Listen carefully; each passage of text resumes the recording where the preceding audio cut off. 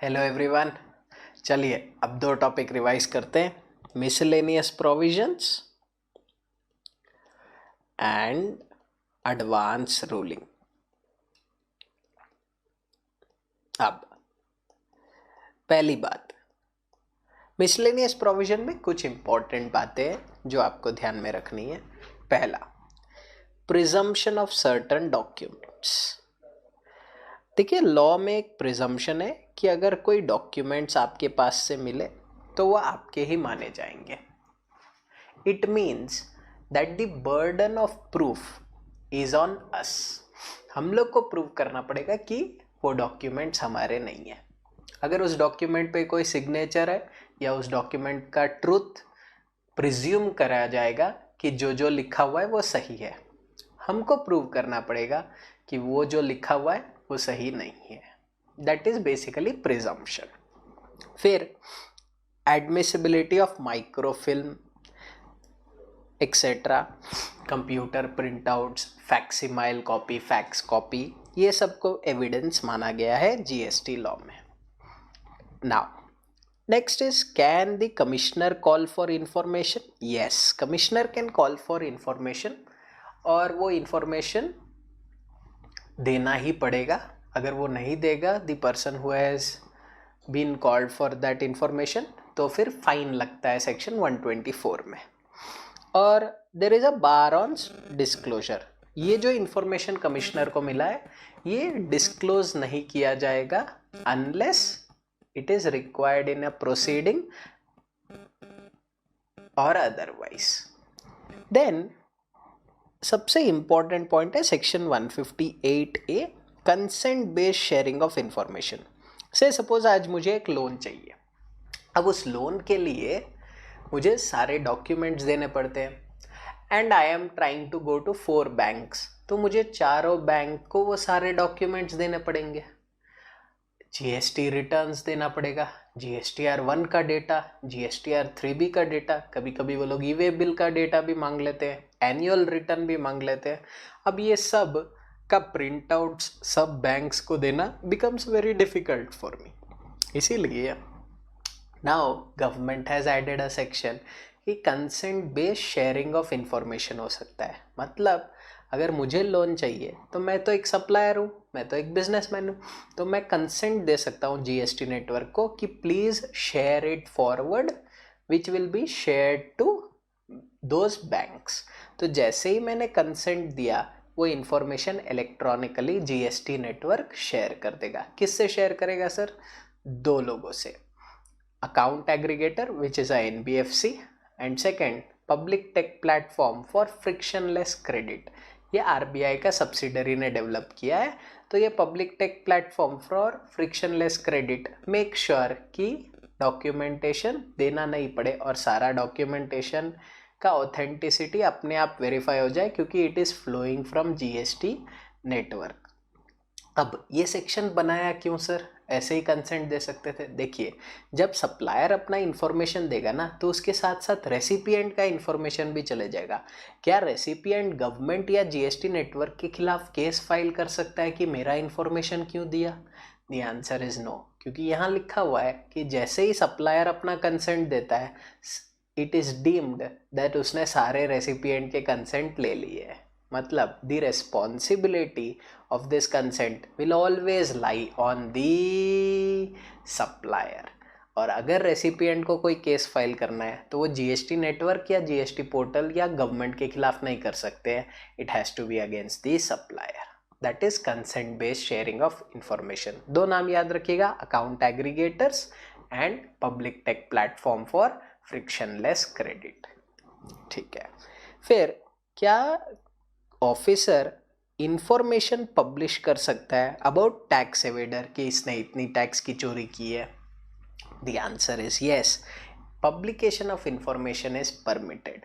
कौन कर सकता है सर? कमिश्नर। कमिश्नर कर सकता है ये इंफॉर्मेशन, कमिश्नर पब्लिकली डिस्प्ले कर सकता है, न्यूज़पेपर में भी एडवर्टाइज करवा सकता है। सर डायरेक्टर के नाम? हाँ। पार्टनर के नाम? हाँ। कब कर सकता है सर? कभी भी। क्या टाइप का information? As he deem fit and उसका टैक्स एवेजन का। बट इसके 2 एक्सेप्शन है। एक, अगर time limit to file appeal खत्म नहीं हुआ है तो इंफॉर्मेशन पब्लिश नहीं हो सकता है। एंड दूसरा केस है where it is already an appeal and it is not disposed off, तो पब्लिकेशन ऑफ इंफॉर्मेशन परमिटेड नहीं है। फिर कॉमन पोर्टल तो आपको पता ही है, GST portal, common portal gst.gov.in, सब चीज़ों के लिए, ई वे बिल के लिए eWaybill.gst.gov.in। अब सेक्शन 160 बहुत डेंजरस सेक्शन है, बोलता है assessment will not B invalid merely because of a mistake omission on part of the officer. अगर कोई ऑर्डर या कोई नोटिस या कोई समन में कोई मिस्टेक है या एरर है या ओमिशन है पर सब्सटेंस इज कवर्ड, मतलब सब्सटेंशियली इट इज करेक्ट, थोड़ा कोई एरर हो गया, एक छोटा सा मिस्टेक हो गया, सब सेक्शन गलत लिख दिया, सब क्लॉज गलत लिख दिया, छोटा सा एरर हो गया, सब्सटेंस में वो करेक्ट है, तो सेक्शन 160 बोलता है assessment will not be considered as invalid. कोई छोटा सा डिफेक्ट या मिस्टेक होने से पूरा का पूरा प्रोसीडिंग इनवैलिड नहीं माना जाएगा। This is to safeguard officers कि कभी कभी अगर छोटी कोई गलती हो गई है तो उसे गलती नहीं माना जाएगा। प्लस इसमें यह भी लिखा हुआ है कि अगर आपने एक नोटिस का रिप्लाई कर दिया तो फिर आप सर्विस क्वेश्चन नहीं कर सकते हो, आप नहीं बोल सकते हो कि मेरे को ये नोटिस सर्व ही नहीं हुआ। Then rectification of errors apparent from record, mistake apparent from record, देखो ये पावर तो वैसे भी है and this is in addition to this assessment will not be valid. देखो अगर कोई एरर ओमिशन हो गया है तो क्या डिपार्टमेंट वो रेक्टिफाई कर सकता है? हाँ, ये सेक्शन 161 का पावर है, जहाँ if it is brought to notice within 3 months and any rectification can be carried out within 6 months of that particular order notice, तो rectification of error is permitted. और एक कोई clerical error है या arithmetical error है तब तो कोई टाइम लिमिट ही अप्लाई नहीं होगा। तो देखो अगर कोई एरर होता है तो डिपार्टमेंट दो चीज कर सकता है, एक तो रेक्टिफिकेशन ऑफ एरर कर सकता है, अगर नहीं किया तो भी assessment will not be considered as invalid. Then power to issue instruction, ये सीबीआईसी का पावर है। सीबीआईसी कोई भी इंस्ट्रक्शंस इश्यू कर सकता है which is in the form of circulars which is addressed to the officers, और officers को जब भी instruction issue करता है be aware of one thing, जैसे ही officers को instruction issue किया department is bound by it, that means any circular has a binding effect on the department. What about assessee sir? नहीं, assessee पे circulars binding effect नहीं होता है, ठीक है। एंटी प्रॉफिटियरिंग मेजर्स, देखिए एंटी प्रॉफिटियरिंग में पहली बात, एंटी प्रॉफिटियरिंग होता क्या है? देखो अगर there has been a reduction of tax rate reduce किया, या अभी अवेलिंग आईटीसी, पहले आईटीसी नहीं मिलता था अभी आईटीसी दे दिया है, तो ये दोनों का जो बेनिफिट है ना, it is to be passed to consumers। जो भी रिडक्शन ऑफ टैक्स या आईटीसी का बेनिफिट है it has to be pass to the customers. अगर कोई बिजनेसमैन ये बेनिफिट पास नहीं करता है और खुद अपना प्रॉफिट बढ़ाता है तो उसको बोलते हैं प्रॉफिटियरिंग, और ये प्रॉफिटियरिंग को रोकने के लिए जो प्रोविजन बने हैं उसका नाम है anti profiteering. Anti profiteering up to 1 April 2025 competition commission of India कोई भी रिक्वेस्ट ले सकता है फॉर एग्जामिनेशन, बट उसके बाद CCI will not take any application for anti profiteering. उसके बाद सुनवाई कौन करेगा सर?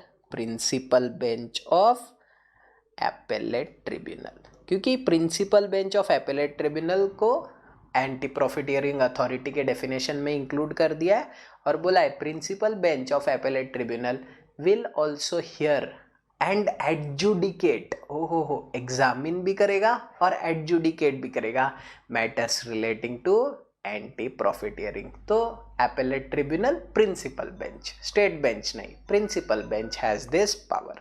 तो ये एक एडिशनल पॉइंट ऐड हुआ है, ठीक है।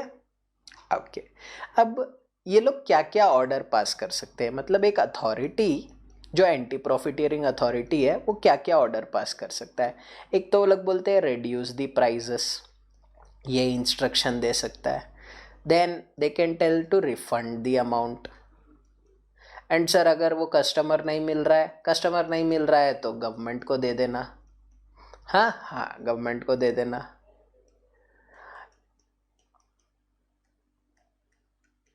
और कैंसलेशन, हाँ ओके, उस पर्सन का रजिस्ट्रेशन कैंसलेशन भी हो सकता है, क्योंकि कैंसलेशन में भी हमने देखा था कि अगर एंटी प्रॉफिटियरिंग का पॉइंट्स मीट नहीं किया तो there can be cancellation of registration. This is one power which is available. Sir penalty लगा सकता है, हाँ पेनल्टी लगा सकता है, which will be 10% of profiteered amount, जितना प्रॉफिट किया उसका 10%। पर सर अगर मैं 30 डेज में पे कर देता हूँ, ऑर्डर आते ही 30 डेज में पे करता हूँ, तो पेनल्टी वेव हो जाएगा, ये 10% पेनल्टी नहीं लगेगा। अब यहाँ ना स्क्रीनिंग कमेटी होता है, स्टेट लेवल स्क्रीनिंग कमेटी होता है, फिर बेसिकली और एक कमेटी होता है जो सारे एप्लीकेशंस को देखता है, फिर वो डीजी डायरेक्टर जनरल इन्वेस्टिगेशन जो होता है उसको देता है, डीजी इन्वेस्टिगेशन जाके देखता है कि कितना प्रॉफिट ईयर्ड होगा, वो रिपोर्ट देता है, और रिपोर्ट आने के बाद अथॉरिटी ये डिसीजंस ले सकती है। So that is about anti profiteering. अब ये दोनों टॉपिक हम लोग साथ में पढ़ेंगे। अपोर्शनमेंट ऑफ टैक्स मतलब आईजीएसटी का बात कर रहे हैं, एंड ट्रांसफर ऑफ आईजीएसटी। उससे पहले एक लास्ट पॉइंट भी देख लेते हैं, फोर्स मैज्योर। देखो ये पैंडमिक या एपिडेमिक या फ्लड, ड्रॉट, कोई ऐसा सिचुएशन आ जाता है तो गवर्नमेंट के पास एक स्पेशल पावर है कि वो कोई भी टाइमलाइंस एक्सटेंड कर सकता है किसी भी प्रोविजन का। देखो हर प्रोविजन में ऐसे नहीं लिखा हुआ है कि government can extend it by a notification, तो एक जनरल सेक्शन बनाया हुआ है कि अगर कोई फोर्स मेज्योर हो जाता है, say suppose there is a pandemic, there is a epidemic, flood, drought, तो ये 168A का पावर यूज़ करके गवर्नमेंट कोई भी टाइमलाइन बढ़ा सकता है। कौन से टाइमलाइन बढ़ा सकता है? कोई भी प्रोविज़न का, चाहे वो रिफंड एप्लीकेशन का रहे, चाहे शो कॉज नोटिस इशू करने का रहे, चाहे it could be on the basis of timelines to file returns, due date to file returns, ये सारे ड्यू डेट्स एक्सटेंड कर सकता है गवर्नमेंट, पर फोर्स मेज्योर होना जरूरी है। अगर फोर्स मेज्योर नहीं होगा तो फिर ये टाइमलाइंस एक्सटेंड्स नहीं होगी। अब बात करते हैं apportionment of tax and transfer of ITC. देखिए जब भी कोई सप्लायर आईजीएसटी चार्ज करता है किसी रेसिपिएंट को, तो दो केसेस हो सकते हैं। इस रेसिपिएंट को आईटीसी मिल रहा है या नो आईटीसी। नो आईटीसी के एग्जाम्पल क्या हो सकते हैं सर? ये अनरजिस्टर्ड है रेसिपिएंट, या ये कॉम्पोजिशन डीलर है, या time limit for availing ITC is over, या इनएलिजिबल आईटीसी है। इनएलिजिबल कैसे हो सकता है सर?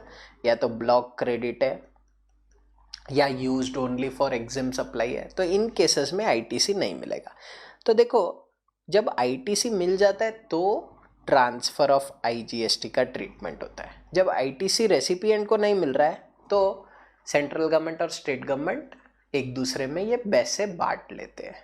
तो यहाँ ट्रांसफर ऑफ आईजीएसटी पढ़ेंगे और यहाँ हम लोग अपोर्शनमेंट ऑफ आईजीएसटी पढ़ेंगे।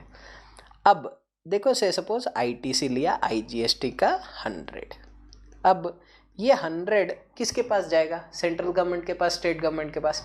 पहले सेंट्रल गवर्नमेंट के पास रहता है। और अगर आप सीजीएसटी यूज करते हो 60, तो आईजीएसटी फंड में से 60 रुपीज चले जाएगा सीजीएसटी अकाउंट में। और अगर आप एसजीएसटी यूज करते हो 40, मतलब आई आपने यूज किया टू पे SGST 40, तो 40 रुपीज़ SGST में चले जाएगा। ये 50-50 भी हो सकता है, 40-60 भी हो सकता है, 70-30 भी हो सकता है।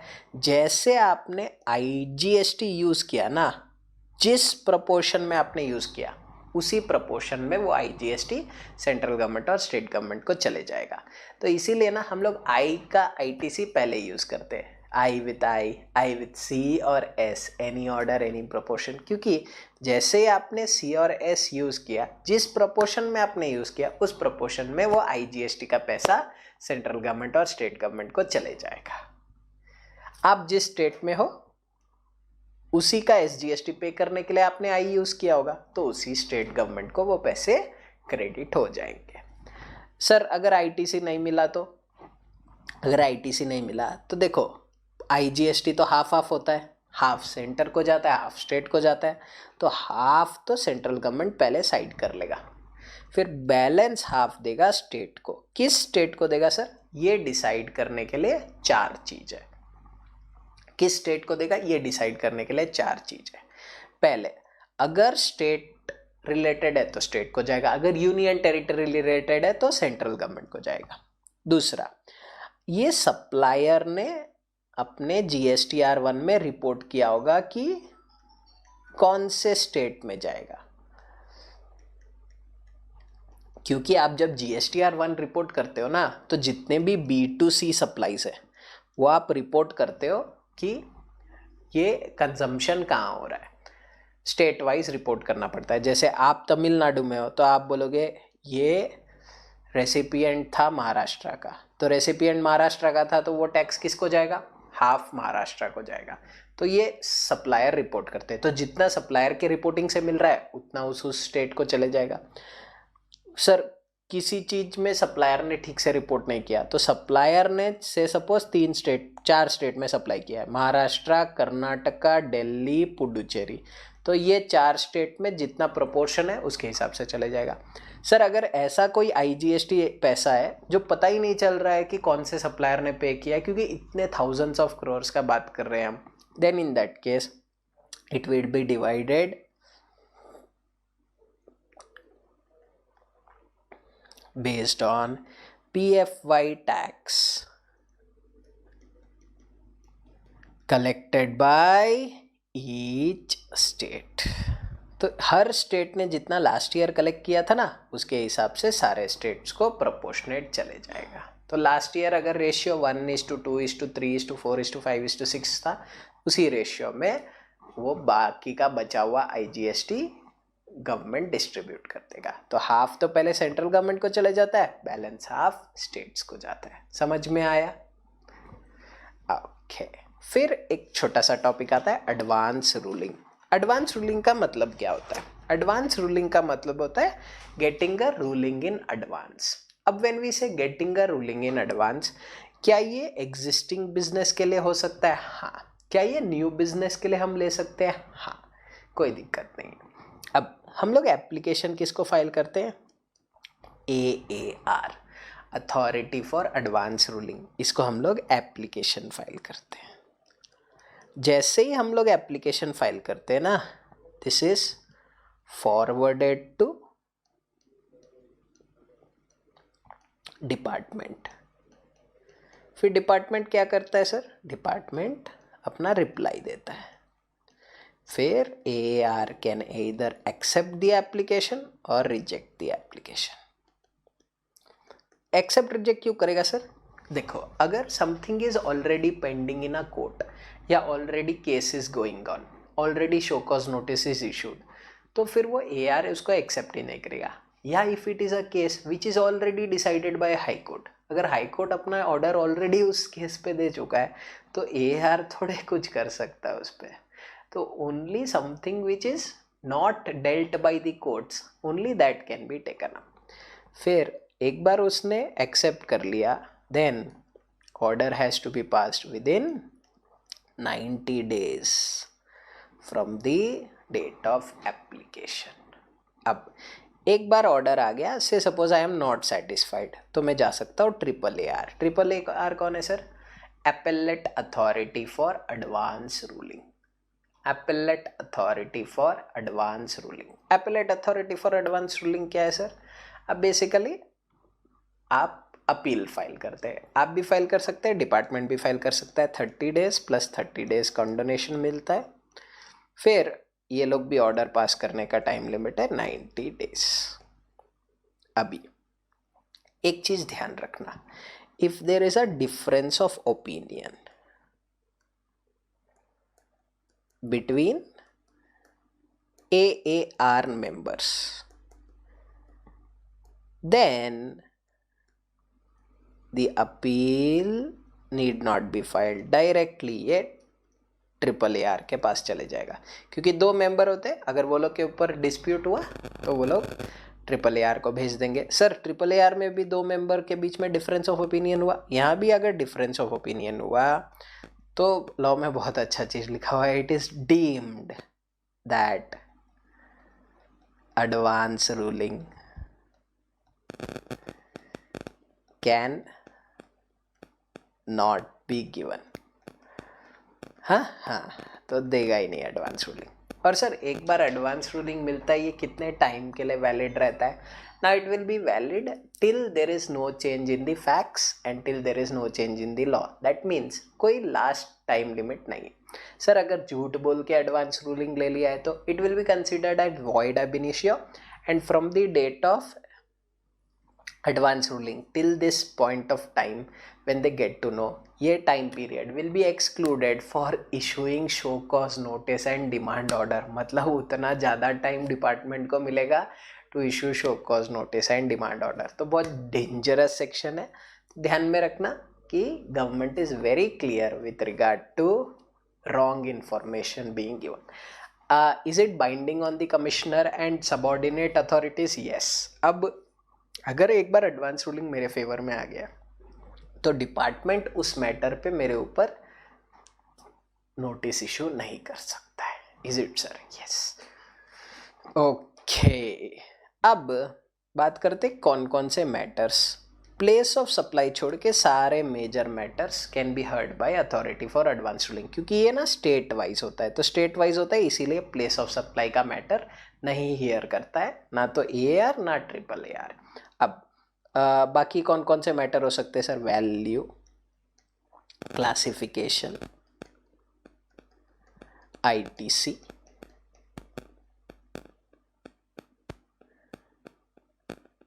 whether liable to register, whether a particular transaction is a supply, what will be the time of supply, any notification exemption notification भी हो सकता है, RCM notification भी हो सकता है, सब कुछ can be dealt by authority for advance ruling।